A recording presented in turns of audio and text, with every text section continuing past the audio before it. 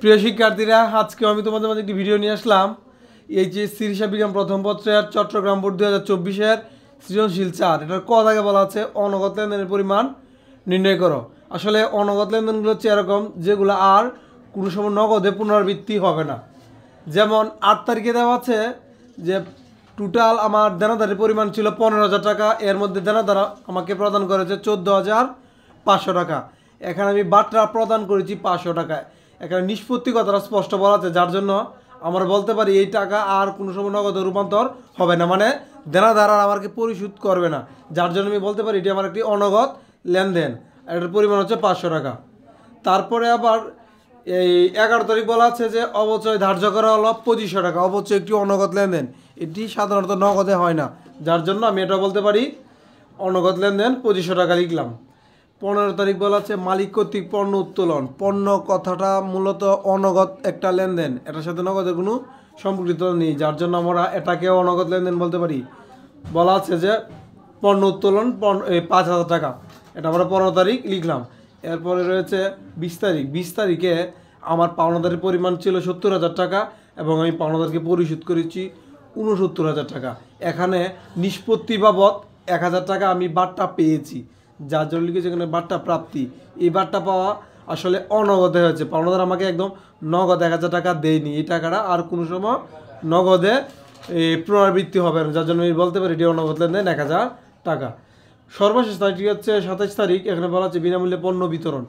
পণ্য রিলেটেড কথাবার্তা আসলে নগদে হয় না, যার জন্য এটাকে আমি একটা অনগদ লেনদেনই ধরবো 3,000 টাকা। এই টোটাল 5টা ভ্যালু যোগ করে পেয়েছি 12,000 টাকা। এই হলো আমার ক দাগে সলিউশন। খ দাগে বলা আছে যে দফাগুলো নগদ ব্যয় অন্তর্ভুক্ত হবে না তার জাবেদা খিলা দাও। আসলে মূলত যে দফাগুলো অনগদ বা বাকিতে হয়েছে সেগুলোই আমরা নগদ ব্যয়তে অন্তর্ভুক্ত করি না, আর এগুলোরই জাবেদা আমার কাছে চেয়েছে। 5 তারিখ ধারে ক্রয় করেছি আমি। ধারে ক্রয় করলে এটা অবশ্যই এই নগদ ব্যয় আমরা নিব না, যার জন্য এটাকে আমরা জাবেদা দিব। ধারে ক্রয় জাবেদা যেরকম যে ক্রয় হিসাব ডেবিট, পাওনাদার হিসাব ক্রেডিট, আর অ্যামাউন্টটা যা ছিল আমরা তাই লিখলাম। 11 তারিখের বলা আছে অবচয় ধার্য করা হয়েছে। অবচয় একটি অনগদ লেনদেন। অবচয় জাবেদা ফিক্স জাবেদা। অবচয় হিসাব ডেবিট, পুঞ্জীবিত অবচয় হিসাব ক্রেডিট, এটা অ্যামাউন্টটা ছিল যা আমরা তা ডেবিটও লিখলাম ক্রেডিটও লিখলাম। 15 তারিখ বলা আছে যে পণ্য উত্তোলন মালিক কর্তৃক। পণ্য রিলেটেড কথাবার্তাও অনগদ, মানে এগুলো নগদ আমরা অন্তর্ভুক্ত করি না। তাহলে এটা জাবেদা হচ্ছে উত্তোলন হিসাব ডেবিট, ক্রয় হিসাব ক্রেডিট, কারণ পণ্য উত্তোলন করেছে, যার জন্য আমরা এখানে ক্রয় লিখব। আর অ্যামাউন্ট দেওয়া ছিল 5,000, ডেবিটে লিখলাম ক্রেডিটে লিখলাম। এবং 27 তারিখ বলা আছে এই বিনামূল্যে পণ্য বিতরণ 3,000 টাকা। বিতরণ কথাটা একদম বিজ্ঞাপনের সাথে রিলেটেড, যার জন্য আমরা লিখবো বিজ্ঞাপন হিসাব ডেবিট। আর যেহেতু পণ্য বিতরণ করা হয়েছিল তার জন্য আমরা লিখবো ক্রয় হিসাব ক্রেডিট।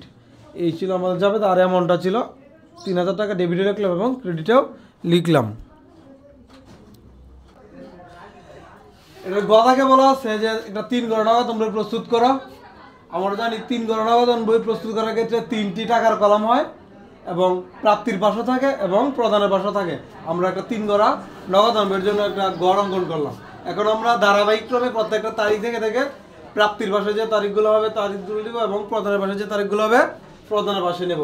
প্রথমে 1 তারিখ দেওয়া আছে ব্যালেন্স বিডি, এবং ব্যালেন্স বিডি বাবদ নগদ উদ্বৃত্ত দেওয়া আছে 1,20,000 টাকা এবং ব্যাংক উদ্বৃত্ত দেওয়া আছে 70,000 টাকা। যেহেতু বলা আছে যে নগদ উদ্বৃত্ত এবং ব্যাংক উদ্বৃত্ত আমাদের দুটি ব্যালেন্সকে আমাদের সম্পদ ভাবতে হবে এবং এটা শুধু ডেবিট পাশে নিব, এটা ক্রেডিট পাশে নিতে পারবো না, কারণ এখানে বলা নেই যে ব্যাংক জমা অতিরিক্ত। যদি ব্যাংক জমা অতিরিক্ত বলা থাকতো তাহলে আমরা ক্রেডিট পাশে নিতে হবে। এই হলো আমার 1 তারিখের কাজ।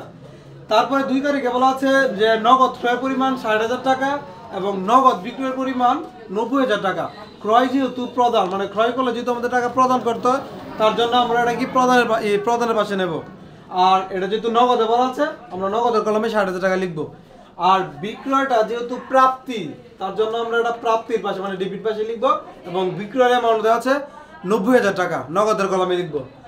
তারপরে তারিখ হচ্ছে 8 তারিখ। 8 তারিখে বলা আছে যে দেনাদার হতে প্রাপ্তি 14,500 টাকা এবং বাট্রা প্রদান 500 টাকা। মোট আমার দেনাদারের পরিমাণ ছিল 15,000 টাকা। এই 15,000 টাকার জায়গায় আমি পেয়েছি 14,500 টাকা নগদে, যার জন্য আমি নগদের কলমে লিখছি 14,500 টাকা। আর আমি দেনাদারকে বাট্রা প্রদান করেছি 500 টাকা, বাট্রার কলমে লিখলাম 500 টাকা। 8 তারিখের পরে তারিখ হচ্ছে 20 তারিখ। 20 তারিখ বলা হচ্ছে পাওনাদারকে পরিশোধ। পাওনাদার পরিমাণ ছিল 70,000 টাকা।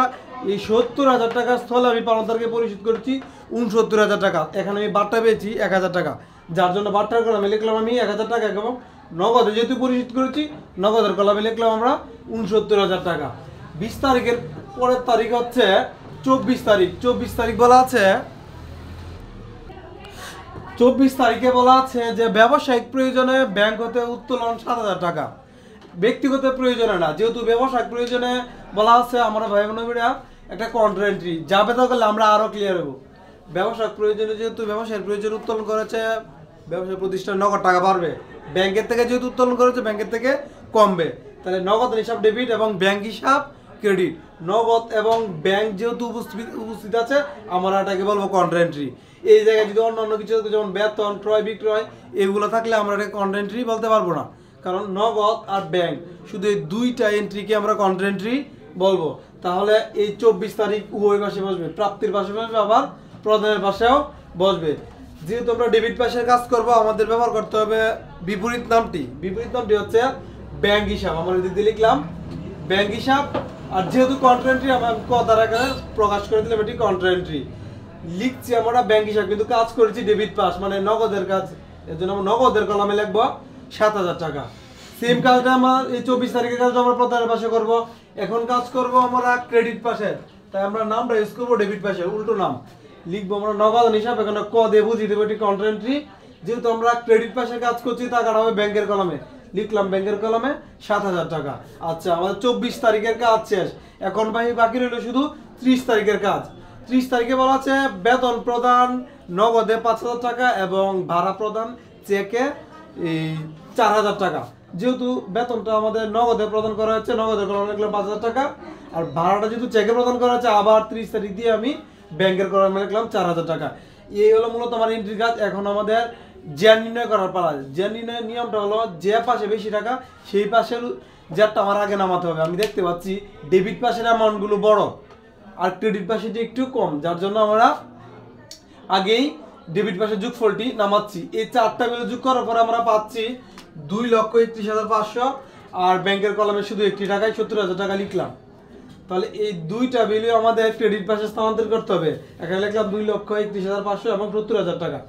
এই টাকা থেকে এই তিনটা বিল আমরা বাদ দিব। এই তিনটা বিল বাদ দেওয়ার পর আমরা পাচ্ছি 97,500 টাকা। এটাকে বলবো ব্যালেন্স সিডি, কারণ এটা ক্রেডিট পাশে শর্ট পড়েছে। সেমভাবেই এই 70,000 টাকা থেকে আমরা বাদ দিব এই দুইটা বিল।